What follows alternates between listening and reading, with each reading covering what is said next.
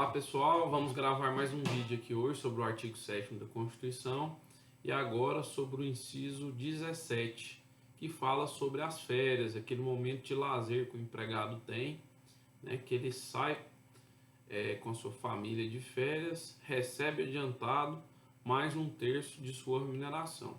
Então eu quero fazer aqui a leitura com vocês do inciso 17 e aqui fala o seguinte: gozo de férias anuais remunerados com pelo menos 1/3 a mais do que o salário normal, tá pessoal? Então, dentro do ano, né, dentro do ano que o empregador tem que conceder essas férias, ele tem que sair de férias para ter um momento de lazer. E esse seria um momento de lazer, sendo que o empregado recebe e não trabalha, tá bom? Sobre os comentários que eu fiz aqui, pessoal, esse 1/3 a mais do salário aqui é uma previsão constitucional, tá bom? Então, né, se ele ganha lá R$ 1.500, 1/3 de 1.500 seria R$ 500. E nós temos que entender aqui o que é período aquisitivo e concessivo. Período aquisitivo, pessoal, o empregado trabalha um ano para adquirir férias. Ou seja, se ele iniciar o contrato aí no dia 1º de janeiro de 2020, ele só vai adquirir essas férias ao final do ano. E o empregador terá os 12 meses subsequentes para conceder as férias a esse empregado. Então, o período aquisitivo é o período que ele adquire. E quando eu falo em período aquisitivo, o ano que ele trabalha para adquirir irá ser chamado posteriormente, quando ele for receber as férias, de férias vencidas do ano tal, do ano que ele adquiriu. Exemplo, se eu iniciei em janeiro de 2018, o empregador tem que conceder essas férias até dezembro de 2019. Em 2019 eu irei receber as férias vencidas do ano de 2018, mais 1/3, certo? Então prestem atenção nessa questão, porque é importante vocês entenderem período aquisitivo e concessivo. Essas férias, pessoal, quem escolhe é o empregador, tá? O empregador tem um poder diretivo de escolher o dia que esse empregado vai gozar as férias, tá? Por conta, né, da função que ele tem de dirigir ordens. O empregado também tem o requisito de ser subordinado, então é o empregador que faz essa escolha.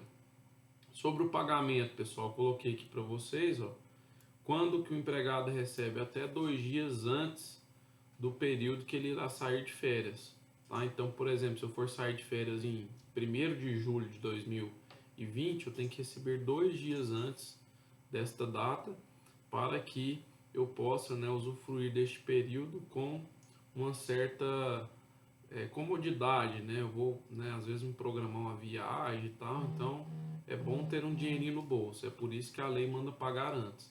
E isso significa, pessoal, deixa eu já dar uma dica aqui, que é como se fosse uma antecipação do mês que ele está saindo de férias. Por exemplo, eu dei o exemplo aqui de julho de 2020. Provavelmente esse empregado irá receber o mês de junho até o 5º dia útil subsequente no mês de julho. E como ele vai estar de férias, ele vai receber 2 dias antes do período de férias dele, o mês de julho, tá? E aí o que vai acontecer na prática? Se ele usufruir os 30 dias, tá? Que depois a gente vai ver que pode ser parcelado, ele vai voltar em agosto, e quando ele voltar em agosto, ele não vai receber o mês de julho, porque ele já recebeu de forma antecipada. Aí ele vai ter que trabalhar o mês de agosto para, né, no mês de setembro, até o 5º dia útil de setembro, receber o mês de agosto. Então tem muito empregado aí que volta de férias achando que vai receber de novo o mês de julho, e na verdade não é assim que acontece, né? E aí ele tem um problema sério, porque, né, ficar sem dinheiro aí e trabalhar mais um mês é complicado. Então fica essa dica aí também.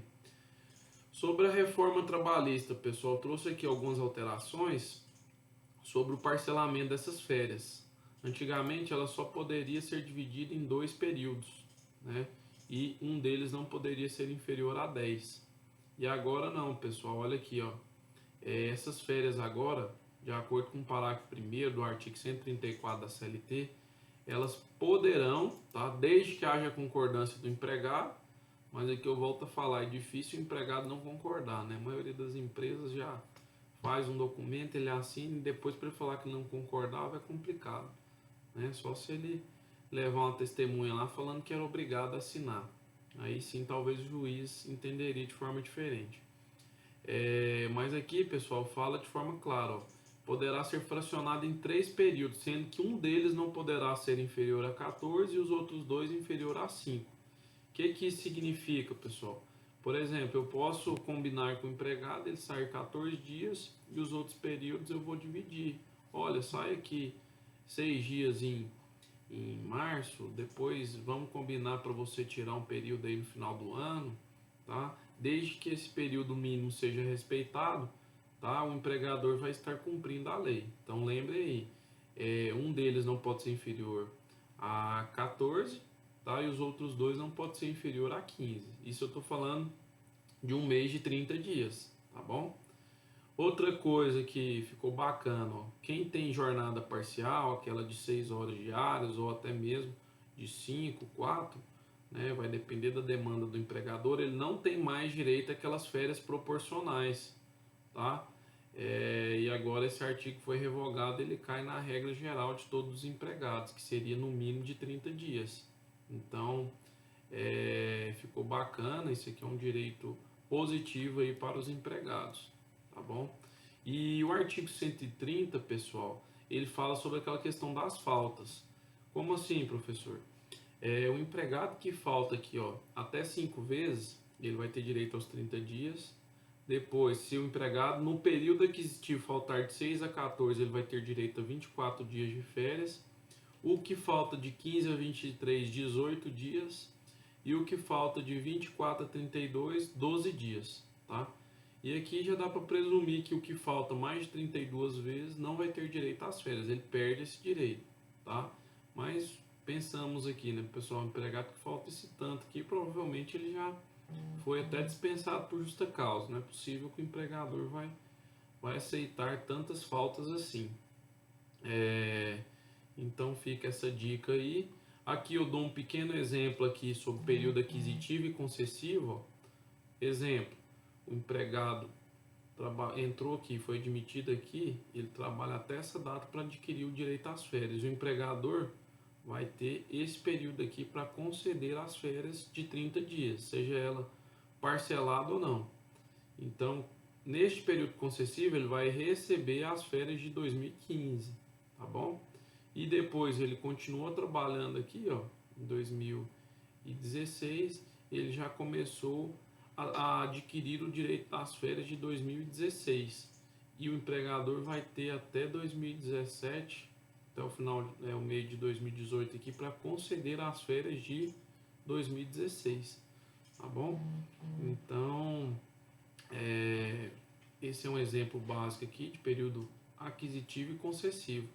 Se vocês observarem aqui, tem um período que ele, ao mesmo tempo que ele é concessivo, das férias aqui de 2015, ó, esse período aqui, ele também é um período aquisitivo das férias de 2016. Então, cuidado com essa questão, tá? Aqui volta a falar sobre o fracionamento, que é o artigo 134, parágrafo 1º, né? Facilitou muito aí a vida do empregador que queira, né, se organizar, do empregado também, acaba que ele tem 3 períodos aí razoáveis para estar usufruindo dessas férias. Aqui sobre as faltas, só que em um quadrado para vocês entenderem melhor. E aqui um breve resumo sobre os prazos, pessoal. Esses prazos aqui são de comunicação. Quando é férias individuais, tem que ter um prazo mínimo de 30 horas ou de 30 dias para que o empregado se organize, tá? É feito um comunicado de férias. E não é neste ato que é feito o pagamento, porque o pagamento é até 2 dias antes do empregado sair de férias. Férias coletivas, o prazo é menor, é de 15 dias e exige algumas formalidades junto ao Ministério do Trabalho. Sobre o requerimento do abono pecuniário, que é aquela venda das férias, né? Ele pode vender até 1/3. Nesse caso aqui, pessoal, 15 dias antes do término do período aquisitivo é o prazo que o empregado tem de fazer esse requerimento junto à empresa, tá bom? Sobre o pagamento aqui, sempre vai ser 2 dias antes, mesmo com o fracionamento das férias, tá? E aqui fala sobre o fracionamento aqui mais uma vez. Lembrando que férias coletivas, nenhum dos períodos pode ser inferior a 10, tá? É diferente das férias individuais.